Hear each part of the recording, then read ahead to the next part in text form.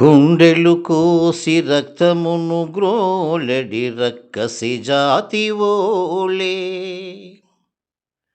గుండెలు కోసి రక్తమును గ్రోలెడి రక్కసి జాతి ఓలే.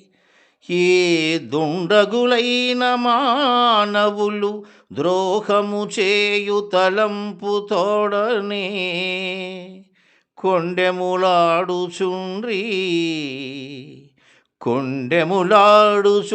విడగొట్టగ నిద్దరి వీరియాటలను మొండితనంబుతో మనము ముందుకు సాగుచు కట్టగావలెన్.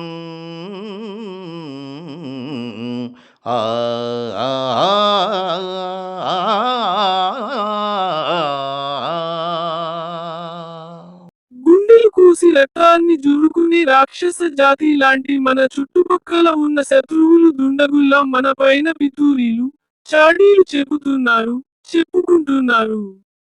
వీరి ఆట కట్టించాలంటే మనం మొండితనంగా, ఉమ్మడిగా ముందుకు సాగుతూ ఉండాల్సిందే ప్రియతమా అంటున్నాడు ఈ ప్రేమికుడు.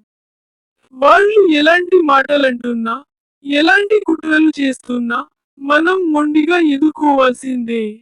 జమిలిగా పోరాడాల్సిందే అని అతను అనడంలో ఒక గొప్ప తెగింపు మనకు కనిపిస్తుంది.